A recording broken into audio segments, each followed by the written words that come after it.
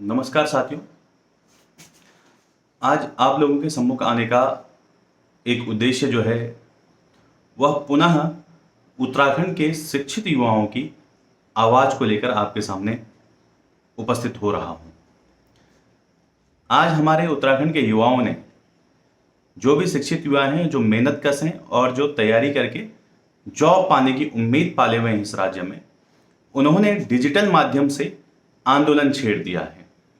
आप कई दिनों से देख रहे हैं कि सोशल मीडिया पे विभिन्न प्रकारों से जो हमारे शिक्षित बेरोजगार युवा हैं, ना सिर्फ राज्य के बल्कि पूरे देश भर से, वो सरकार को अपना उस रोष को व्यक्त कर रहे हैं कि वो किस प्रकार से तैयारी कर रहे हैं और उनके जो सपने हैं, उन सपनों के प्रति तमाम सरकारें किस प्रकार से असंवेदनशील दिख रही हैं।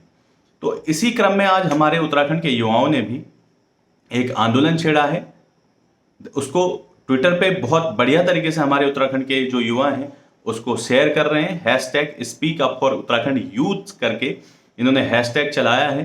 मैं उसको अपना पूर्ण समर्थन देता हूं और मैं सभी उत्तराखंड के लोगों से ये अपील करता हूं कि जो अपने बच्चों के भविष्य को, एक बेहतर भविष्य अपने बच्चे को देना चाहते हैं, आप माँ बाप अपने बच्चों को बड़ी अच्छी उम्मीदों के साथ पढ़ाते हैं।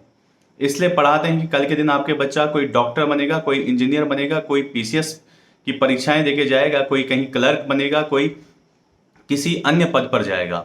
लेकिन जाएगा तब ही जब पद आपके बच्चों के पास आएंगे, जब उनके पास विकल्प होंगे, तभी जाकर अपनी जो मेहनत है उसको प्रदर्शित करने का उनको मौका मिलेगा। यानी मौका मिलना चाहिए। दोस्तों, पिछले 2016 से उत्तराखंड में ना पीसीएस की भर्ती आई है, ना लोअर पीसीएस की भर्ती आई है, ना समीक्षा अधिकारी, सहायक समीक्षा अधिकारी की भर्ती आई है, ना पटवारी के पद पर भर्ती हुई है, ना वीडियो वीपीडीओ के पदों पर भर्ती हुई है, ना पुलिस विभाग में भर्ती हुई है। पुलिस विभाग में एक सामान्य भर्ती होती है और एक महिलाओं के लिए विशेष भर्ती का आयोजन किया जाता है, सिर्फ जिसमें हमारी महिला अभ्यर्थी ही भाग लेती हैं। किसी भी प्रकार की कोई भर्ती, जबकि पद जो हैं विभिन्न विभागों में कई खाली पड़े हुए हैं। हमारी सरकार, जो ये वर्तमान सरकार है, देखिए, हम किसी पार्टी विशेष को टारगेट करने के इच्छुक नहीं हैं। हम मेहनत करने वाले, तैयारी करने वाले, नौकरी के सपने संजोए हुए युवा हैं और हम सरकार को आरोपित कर रहे हैं, सरकार पर अपना सारा का सारा आरोप लगा रहे हैं, क्योंकि हमें सरकार से मतलब है किसी राजनीतिक पार्टी की नहीं, सरकार किसी की भी हो।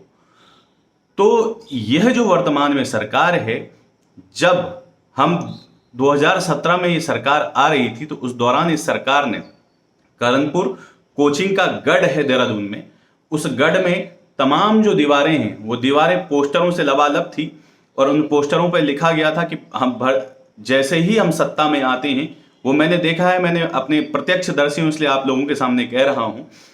2017 में लिखा गया था कि 6 माह के अंदर जैसे ही हम सत्ता में आते हैं, हम तमाम पदों पर भर्ती जारी करेंगे और इससे पहले भर्तियों में जितनी भी अनियमितताएं हुई हों उन अनियमितताओं की जांच करेंगे और दोषियों को जेल डालेंगे। इससे जो उत्तराखंड का मेहनतकश और शिक्षा पाने वाला शिक्षित जो बेरोजगार युवा है, उसके मन में एक उम्मीद जागी और उसने कहा कि हाँ, ये सरकार हमारी उम्मीदों को, ये सरकार जो है हमारे जो सपने हैं उन पर बात कर रही है और हमने एक बहुमत, ऐतिहासिक बहुमत इस सरकार को दे दिया। दोस्तों, 6 माह बीत गए, छोड़िए 6 माह, 3.5 वर्ष होने वाले हैं 2017 से। अभी जो है 3.5 वर्ष होने वाले हैं इस सरकार ने जब से सत्ता संभाली है।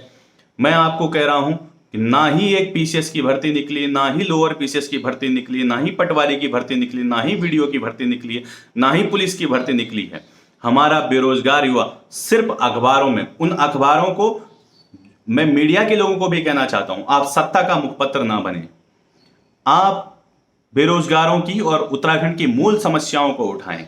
इस राज्य को बनाने के पीछे हमारा उद्देश्य यही था कि यहां पर जो हमारे बेरोजगार युवा हैं उन लोगों को ज्यादा से ज्यादा मौका मिल पाए सरकारी नौकरियों में। ज्यादा से ज्यादा रोजगार मिल पाए। मैं सिर्फ सरकारी नौकरियों की बात नहीं कर पा रहा हूं। उत्तराखंड को विकास की मुख्य धारा में जोड़ना था हम लोगों को, इसलिए हमने नए राज्य की परिकल्पना करी थी और कई लोगों ने अपना बलिदान दिया था।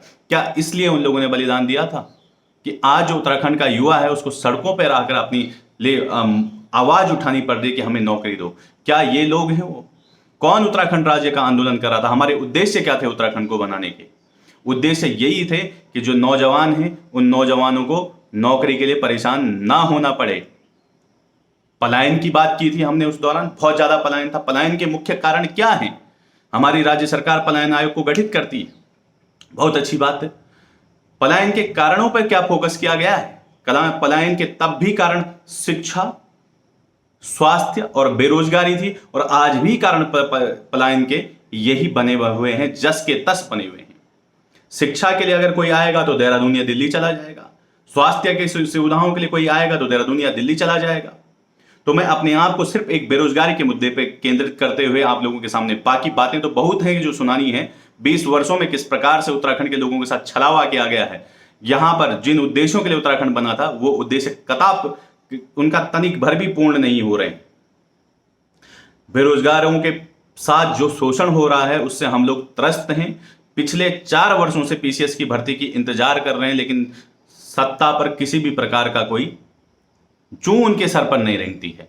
ये लोग आते हैं अपने राजनीतिक स्वार्थ के लिए, अपने लोगों को बैकडोर से एंटर करवाते हैं। हम तो एक इस बैकडोर की भर्ती का, ये उपनल हो या किसी भी माध्यम से जो बैकडोर की भर्ती, इसका भी पुरजोर विरोध करते हैं। सभी युवाओं को साथ आना चाहिए। अगर उपनल के माध्यम से सरकार भर्ती करना चाहती है तो उसके लिए भी प्रतियोगी परीक्षा का आयोजन किया जाना चाहिए। वहां पर भी प्रतियोगी परीक्षा होनी चाहिए, बाकायदा विज्ञप्ति जारी होनी चाहिए, फॉर्म फिल होना चाहिए। उसके बाद उपनल या किसी अन्य जो माध्यम है एंट्री के, उस माध्यम से ही तभी जाकर जो है भर्ती की जानी चाहिए। दूसरा, मैं एक और बात कहना चाहता हूं। हमारे उत्तराखंड में 2020 जब से हमारा राज्य बना है, वर्ष 2000 में, तब से जो राजनीतिक लोग थे जो अपना भविष्य राजनीति में देखना चाहते हैं, जो सत्ता की पिपासा, सत्ता पिपासु जिनको हम कह सकते हैं, वो सत्ता पिपासु लोगों के सपने जरूर पूरे हो रहे हैं। आप देख रहे हैं जो लोग विधायक बने, ग्राम प्रधान नहीं बनना चाहते थे, वो आज विधायक और मंत्री बने पड़े हैं। इसी चीज को फॉलो करते हुए उत्तराखंड का अधिकांश युवा जो है वो इन राजनीतिक लोगों के संरक्षण में अपने भविष्य को गंवा रहा है। वह अपने मूल मुद्दों को ना उठाकर इन राजनीतिक लोगों का साथ जो है उनके पीछे लगा पड़ा है, उनकी पूंछ बना पड़ा है। और ऐसे बहुत सारे जो हैं आप देख सकते हैं, आज उत्तराखंड में युवा नेता पैदा हो चुके हैं। इन युवा नेताओं को कह देता हूं, पहाड़ में आजकल तमाम जो सोशल मीडिया पर हमें तस्वीरें या वीडियो दिखती हैं, उनमें सिर्फ और सिर्फ युवा नेता, मैं युवा नेताओं को फोकस करके ये बात कहना चाह रहा हूं। जो युवा नेता हैं, आपसे हमारी उम्मीद है कि आप युवाओं की बातें तो करें कम से कम। युवा नेता कौन है? क्या आपको युवाओं की बातें नहीं करनी है? क्या आपको यह नहीं पता कि उत्तराखंड के जो युवा हैं उनकी सबसे बड़ी समस्या क्या है? कितने उत्तराखंड के ऐसे युवा नेता हैं जो उत्तराखंड के युवाओं की बेरोजगारी के प्रति सरकार के साथ जमीन पर उतर के उनके लिए संघर्ष कर रहे हैं? नाम बता दीजिए। मैं नहीं मानता कोई है। इन युवा नेताओं का सिर्फ एक तरीका, इन्होंने अपने आप को सत्ता में काबिज करने का एक अपना लिया है। ये युवा नेता गांवों का भ्रमण कर रहे हैं। गांवों का भ्रमण करने के पश्चात वहां मंदिर के आगे फोटो खिंचा रहे हैं, किसी देवता के मेले में अपना स्वागत करवा रहे हैं। इसी प्रकार की चीजें चल रही हैं। मैं आप लोगों को युवा नेता नहीं मानता। आप नेता है ही नहीं, आप युवाओं के नेता है ही नहीं। युवा नेता मतलब युवाओं के नेता, युवाओं की आवाज। जब तक आप इस राज्य की सबसे बड़ी समस्या जो बेरोजगारी है, उस बेरोजगारी के प्रति जब तक आप युवाओं का साथ नहीं दोगे तो आप युवा नेता कहलाने लायक नहीं है। आप सिर्फ वो लोग हैं जो सत्ता पर काबिज होना चाहते हैं, और सत्ता पर काबिज होने के आप साम दाम दंड भेद टाइप के जितने भी मार्ग हैं उनका अनुसरण कर रहे हैं, उनके पर आगे प्रशस्त हो रहे हैं। दूसरा, एक युवा नेताओं को, दूसरा उत्तराखंड के तमाम कोचिंग संस्थानों को और उनके संचालकों को, आप लोग गुरुजी हो, आप लोगों को ज्ञान देते हो, आप लोगों को नौकरियों की तैयारी करवा रहे हो। क्या आप नीति शास्त्र भी पढ़ते होंगे? क्या आप इथिक्स भी पढ़ते होंगे? एक टीचर के अंदर इथिक्स क्या होना चाहिए? क्या जब बेरोजगार युवा सड़कों पर अपनी आवाज उठाता है या किसी भी माध्यम से आवाज उठाता है, आप में से कितने लोग उनका समर्थन करते हैं और उनकी आवाज को आगे बढ़ाते हैं? मैं नहीं मानता उत्तराखंड के तमाम जो सरकारी गैर सरकारी जो हमारे कोचिंग संस्थान हैं, जो भर्ती परीक्षाओं की तैयारी कर रहे हैं, आप लोग सिर्फ कुछ स्वार्थों के लिए आ जाते हैं, उसके बाद आप अपने धंधे में चले जाते हैं। आपका व्यवसाय इन्हीं युवाओं के पीछे है। आप जो रोटी खाते हैं इन्हीं युवाओं के पीछे खाते हैं, और अगर ये युवा नहीं रहे तो आपका कोई अस्तित्व ही नहीं है। इसलिए आपको बोलना पड़ेगा। आप सजग लोग हैं, आप शिक्षित लोग हैं, पढ़े लिखे लोग हैं। आप अगर उत्तराखंड के इन युवाओं की आवाज और उत्तराखंड की आवाज बन के नहीं बोलोगे तो कौन बोलेगा? आप किससे उम्मीद करते हैं कि कौन इस राज्य के लिए बोलेगा? दोस्तों, मेरे अंदर गुस्सा था। इन युवाओं ने अच्छा कैंपेन चलाया है, तो मैं भी ये डिजिटल आंदोलन जो उत्तराखंड के युवाओं ने चलाया है, speak up for UK Uttarakhand youth करके, जो इन्होंने ट्विटर पर आंदोलन चलाया है, उसका सभी लोग मैं सभी अभिभावकों से भी कहना चाहता हूं, आप अपने बच्चों का सहयोग करें। अगर वो अपने अधिकारों के लिए लड़ रहे हैं तो इन अधिकारों के लिए आप उनका साथ देना चाहिए, ना कि उनको डिमोरलाइज करना चाहिए कि तुम्हें क्या मतलब। कल के दिन आप ही उनसे पूछोगे कि तुम्हारा परीक्षा का परिणाम क्या रहा, आपको भी दुख होगा। इसलिए सभी अभिभावकों का भी आह्वान किया जाता है, और तमाम जितने लोगों का मैंने नाम लिया, आक्रोश है, गुस्सा है सबके प्रति जो साथ नहीं दे रहा है। इसलिए भावनाओं में, आवेश में आके ये बातें कही जा रही हैं आप लोगों के प्रति। आप लोग साथ आए। अगर हम साथ होंगे तभी जाके ये सत्ता में काबिज जो लोग हैं, जिन्होंने उत्तराखंड का कबाड़ा कर दिया है, उत्तराखंड में भर्तियों के नाम पे जो कुतंत्र चल रहा है, कोई तंत्र ही नहीं है। 4 साल कौन सी परीक्षा लेती है? कैलेंडर जारी हो, बैकडोर की भर्तियां जो हैं वो बंद हो।